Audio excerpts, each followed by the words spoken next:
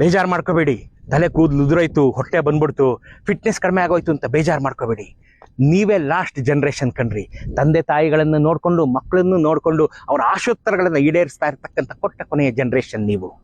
ಇಲ್ಲ ಗುರು, ನಮ್ಮಪ್ಪ ನೋಡು 90 ವರ್ಷ ಅದು ಬರೀ ಕಣ್ಣಲ್ಲಿ ಪೇಪರ್ ಓದ್ತಾರೆ ಗುರು, ಇವತ್ತಿಗೂ 3-4 ಕಿಲೋಮೀಟರ್ ವಾಕಿಂಗ್ ಮಾಡ್ತಾರೆ ಗುರು, ನನ್ನ ಕೈಲಿ ಆಗ್ತಾ ಇಲ್ಲ ಅಂತ ಬೇಜಾರು ಮಾಡ್ಕೋಬೇಡಿ. ಅವ್ರು ಒಳ್ಳೆ ಅನ್ನ ತಿಂದು ಬದುಕಿದವರು, ವರ್ಷಕ್ಕೊಂದು ಬೆಳೆ ಅಕ್ಕಿ ತಿಂದು ಬದುಕಿದವರು. ನೀವು ಕೆಮಿಕಲ್ ಫುಡ್ಡನ್ನು ದಾಳಿಗೆ ಒಳಗಾಗ್ಬಿಟ್ಟಿದ್ದೀರಾ, ಕರೋನಾ ದಾಳಿಗೆ ಒಳಗಾಗ್ಬಿಟ್ಟಿದ್ದೀರಿ. ಕೆಮಿಕಲ್ ಫುಡ್ ತಿಂದು ತಿಂದು ಆ ಹಾಳು ಮೀಟಿಂಗ್ಗಳಲ್ಲಿ ಹಾಲು ಟೀ ಕುಡಿದು ನೀವು ಹಿಂಗಾಗೋಗಿದ್ದೀರಾ. ಕಣ್ಣಿಗೆ ಕನ್ನಡಕ ಬಂದಿದೆ. ನಿಮ್ಮ ತಂದೆಗೆ ಯಾಕೆ ಬಂದಿಲ್ಲ ಅಂದ್ರೆ ಅವ್ರ ಲೈಫಲ್ಲಿ ಮೊಬೈಲ್ ಫೋನು ನೋಡಿಲ್ಲ, ಕಂಪ್ಯೂಟರ್ ಸ್ಕ್ರೀನು ನೋಡಿಲ್ಲ ಕಣ್ರಿ. ನೀವು ನೋಡಿರೋಷ್ಟು ಮೊಬೈಲು ಕಂಪ್ಯೂಟರ್ ಸ್ಕ್ರೀನು ನಿಮ್ಮ ತಂದೆ ನೋಡಿಲ್ಲ. ಹಾಗಾಗಿ ನಿಮ್ಮ ಕಣ್ಣಿಗೆ ಕನ್ನಡಕ ಬಂದಿದೆ. ಬೇಸರಿಸಬೇಡಿ. ನಿಮ್ಮ ಮಕ್ಕಳ ಆಶೋತ್ತರ ಈಡೇರಿಸ್ಕೊಳ್ಳೋಕೆ ನೀವು ಬೆಂಕಿಯಂತೆ, ಮೇಣದ ಬತ್ತಿಯಂತೆ ಉರಿದು ಅದನ್ನ ಈಡೇರಿಸ್ತಕ್ಕಂಥ ಕೊಟ್ಟ ಕೊನೆಯ ಜನ್ರೇಷನ್ ನೀವು. ತಾಯಂದ್ರೆ ನಿಮಗೂ ಅಷ್ಟೇನೆ, ನಿಮ್ಮ ಅತ್ತೆ ಮಾವಂದ್ರನ್ನ, ನಿಮ್ಮ ಮಕ್ಕಳನ್ನ, ನಿಮ್ಮ ಗಂಡನ್ನ ನೋಡ್ಕೊಳ್ಳೋಷ್ಟ್ರಲ್ಲಿ ನೀವು ಹೈರಾಣ ಹೋಗಿದ್ರಿ.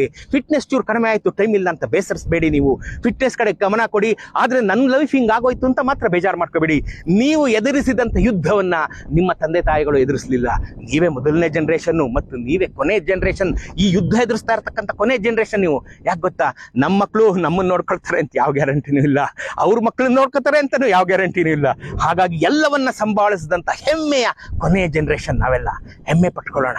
ತಾಯಿ ಚಾಮುಂಡೇಶ್ವರಿ ನಮ್ಮನ್ನೆಲ್ಲರನ್ನ ಹರಿಸ್ಲಿ.